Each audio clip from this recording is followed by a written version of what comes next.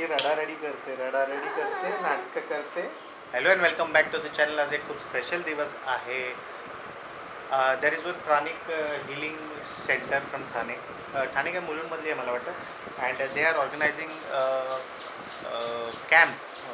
लिंबू पाणी आणि पाणी असे काही मला पण डिटेल माहीत नाही आहे, पण डिस्ट्रीब्युशन आहे आणि आय एम व्हॉलेंटिअरिंग ॲट.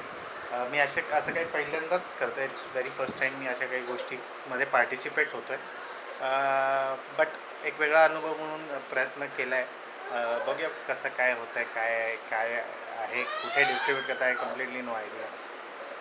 आणि here are the tantrums going on. हे टँट्रम्स दिवसभर चालूच असतात. आपण आता निघूया because I am already late आणि जाऊया.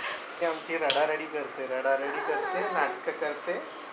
ही आमची पोरगी. हिला यायचं पण आहे आणि हिला यायचं पण नाही आहे. अशा काहीतरी दुविधा मनस्थितीमध्ये अडकली ही पोरगी. 11:45 वाजेपर्यंत तिथे पोचायचं होतं. इट्स ऑलमोस्ट 10:30 राईट नाव. मला थोडा लेट झाला आहे. थोडं पटकन पोचा. घरापासून ॲक्च्युली 15 मिनटाच्या अंतरावरच आहे ते. बट स्टील मॉर्निंग ट्रॅफिक असतं त्यामुळे आय एम लेट.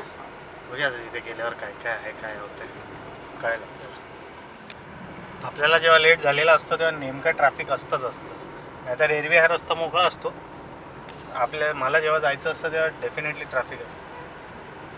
काय कारणच नाही ट्रॅफिकसाठी, पण ट्रॅफिक झालं आहे कारण मला जायचं आहे ना. नेहमीच आहे.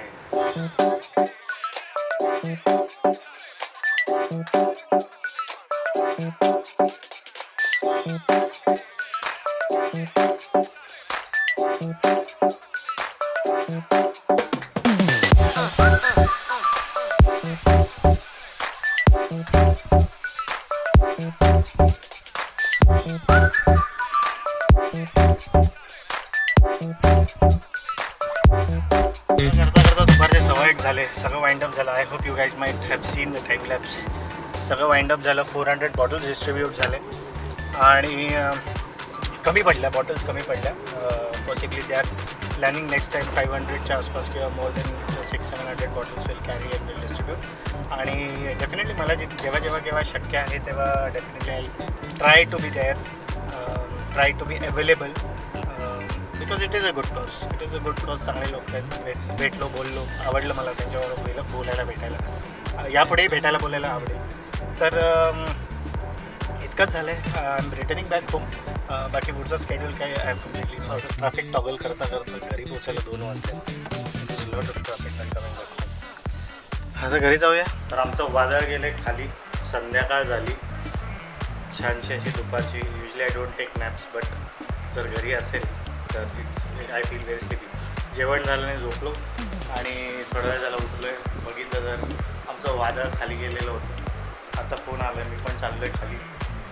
त्यांना भेटतो, थोडं फिरतो त्यांच्याबरोबर, घरी येतो आणि आपला दिवस संपतो. मगाचपासून 2-3 वेळा किचनमध्ये येऊन गेलो, पण नेहमी बघितलं नाही. आमच्या वादळाने ग्लास फोडला. अशा भरपूर काचेच्या गोष्टी फोडल्यात त्यांनी, पण we take care of it and this is another one. काय ढमा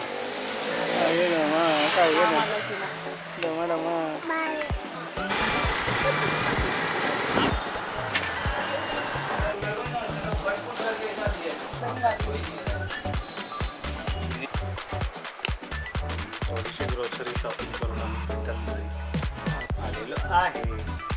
तिला घेऊन परत घरी आलोय. जे मॅरिनेटेड आणलं आहे ते असं ठेवलं आणि आता हे OTGमध्ये टाकणार आणि done for the day.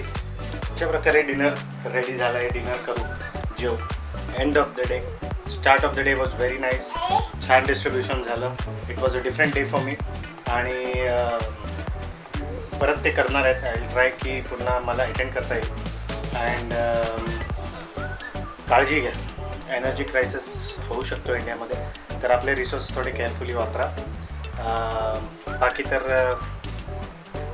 What can I say, I don't know what might happen, पण तुम्ही तुमच्या प्रकारे काळजी घ्या. वेल, इथपर्यंत जर ब्लॉग बघितला असेल आणि आवडला असेल तर सबस्क्राईब करायचं विसरू नका. Signing off from Mumbai. भेटूया आपण पुढच्या.